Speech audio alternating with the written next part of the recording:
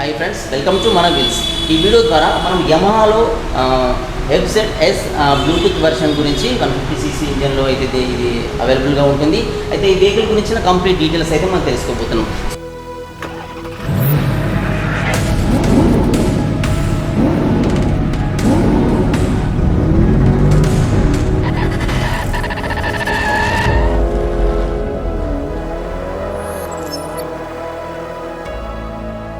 చూడడానికైతే మనకి ఇలా అయితే కనిపిస్తుంది ఫ్రెండ్స్.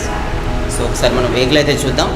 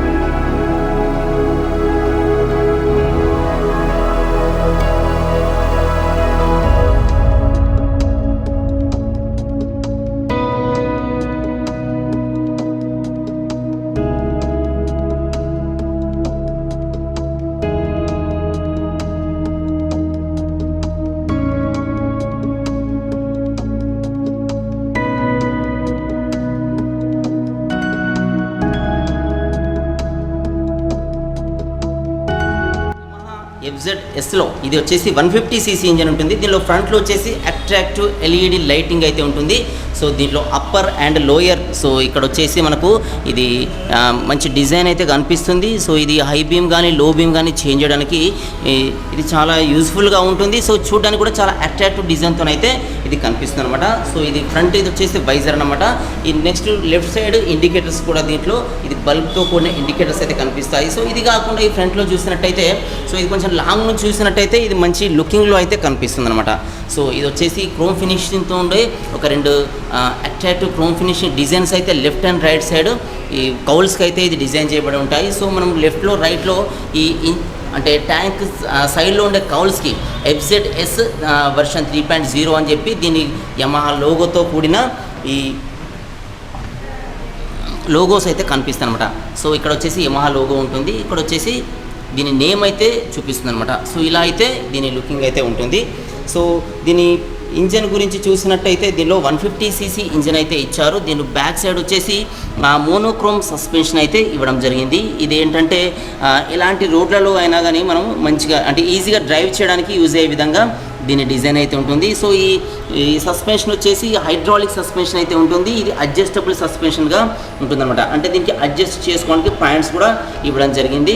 సో ఇది ఒక మంచి ఫీచర్ అనేది చెప్పుకోవచ్చు. సో దీంట్లో బిల్టిన్గా engine cut off side stand అనే ఫీచర్ అయితే ఉంటుంది. అంటే మనం సైడ్ స్టాండ్ వేసి ఇంజన్ కనుక స్టార్ట్ చేసినట్టయితే ఈ ఇంజన్ స్టార్ట్ అవ్వదు, ఈ సైడ్ స్టాండ్ తీసేయండి అని చెప్పి మనకు ఒక ఇండికేటర్ అయితే చూపిస్తుంది అనమాట. సో అలాంటి ఫీచర్ బిల్టిన్గా ఈ వెహికల్ అయితే ఉంది. సో ఇది తీసేసి మనం స్టార్ట్ చేస్తేనే ఇంజన్ అయితే స్టార్ట్ అవుతుంది అనమాట.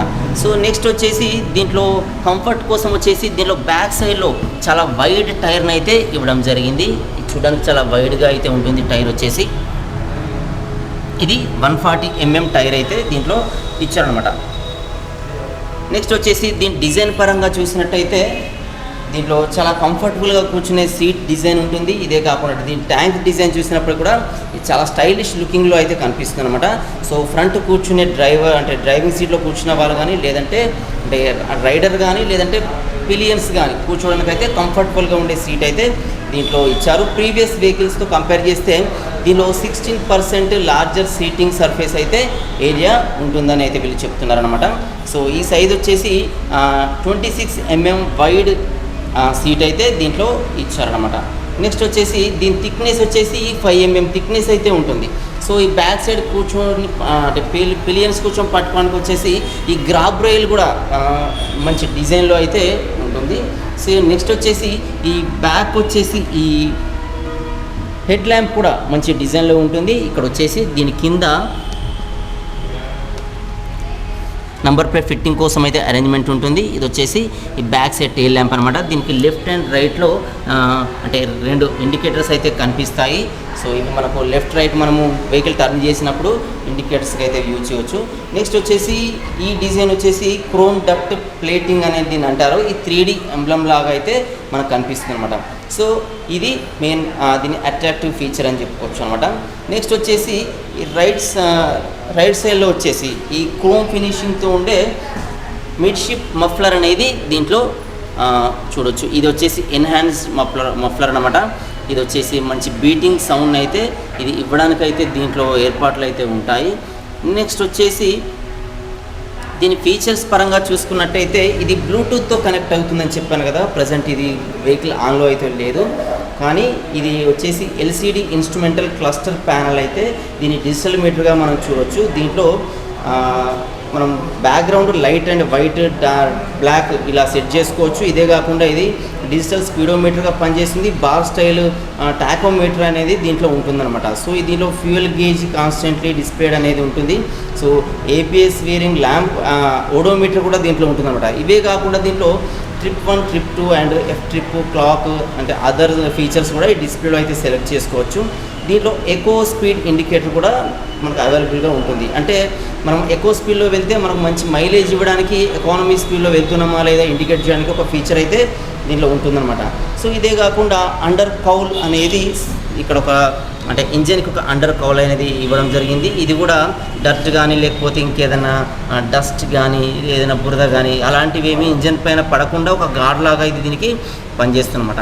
సో వెహికల్ వెయిట్ వచ్చేసి కంప్లీట్ దీని వెహికల్ వెయిట్ 135 kgs అయితే ఉంటుంది. సో ఇది మనం చూస్తున్న వెహికల్ వచ్చేసి రెడ్ కలర్లో ఉన్న వెహికల్ అనమాట. అయితే ఇది 5 కలర్స్లో అయితే కనిపిస్తుంది అనమాట.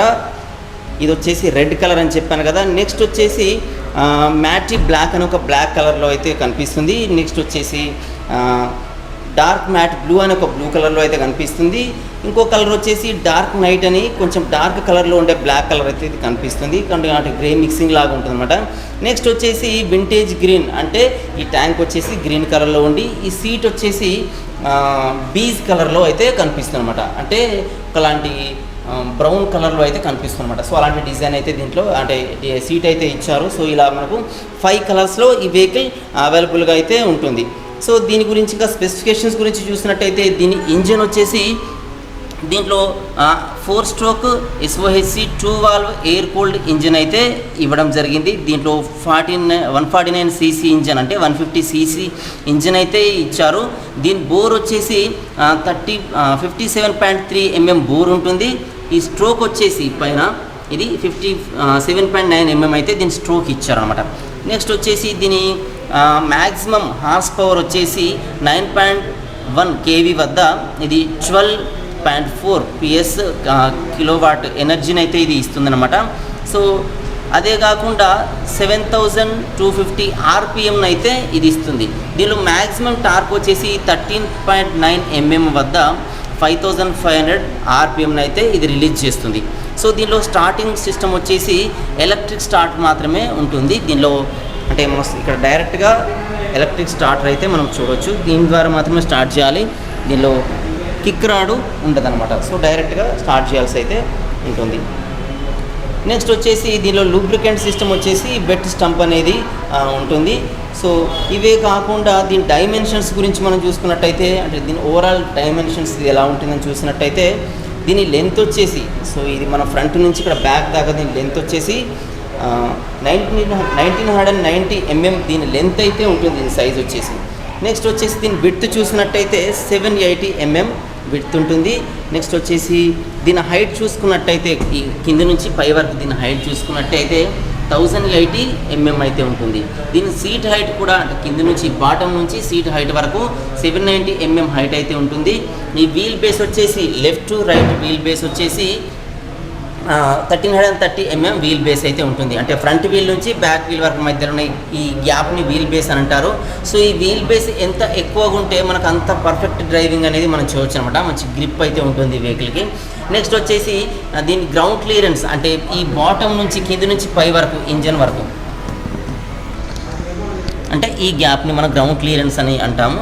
సో ఈ గ్రౌండ్ క్లియరెన్స్ వచ్చేసి దీంట్లో 165 mm గ్రౌండ్ క్లియరెన్స్ అయితే ఇవ్వడం అయితే జరిగింది.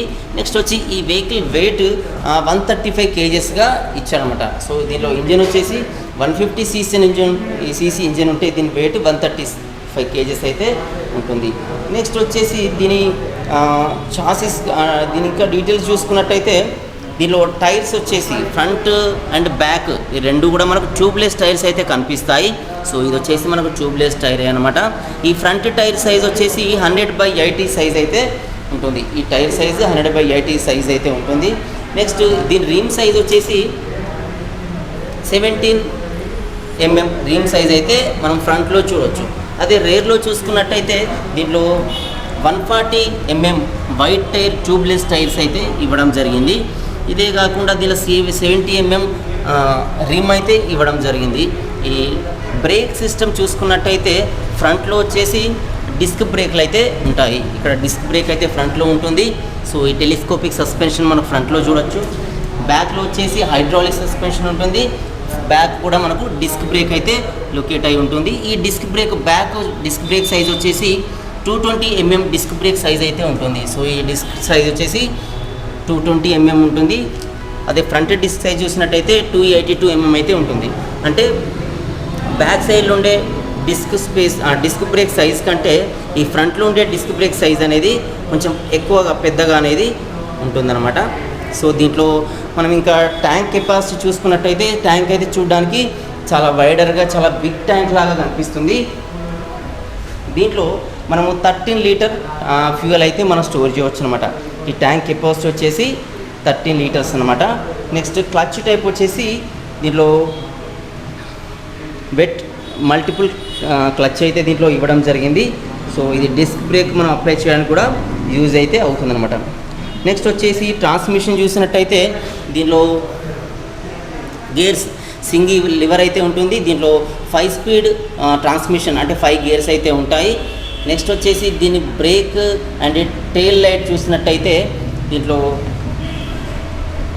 బ్యాక్ సైడ్లో 12 volts ఉన్న ఈ టెయిల్ ల్యాంప్ అయితే చూడొచ్చు. ఫ్రంట్ కూడా మనకు ఎల్ఈడి అయితే హెడ్ ల్యాంప్ అయితే ఇవ్వడం జరిగింది.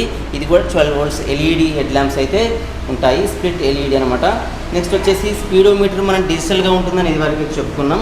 బ్యాటరీ వచ్చేసి మెయింటెనెన్స్ ఫ్రీ బ్యాటరీ అయితే ఉంటుంది. అది 12 volts బ్యాటరీ అయితే ఉంటుంది. ఇదే కాకుండా దీంట్లో ఎక్కువ స్పీడ్తో కూడిన ఎక్విప్మెంట్ అయితే దీనిలో ఉంటుంది.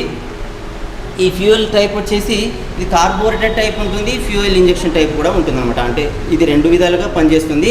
సో ఇది ఈ ఫ్యూయల్ ఇంజెక్షన్ ద్వారా పంప్ చేయడానికి అయితే దీంట్లో ఉంటుందన్నమాట. సో ఇది వెహికల్ ఫీచర్స్ అయితే ఇలా ఉంటాయి. దీని ప్రైస్ గురించి చూసుకున్నట్టయితే ఇది మన తెలంగాణలో అంటే హైదరాబాద్లో ఎక్స్ షోరూమ్ ప్రైస్ చూసుకున్నట్టయితే 1,11,700 వరకు అయితే ఉంటుంది.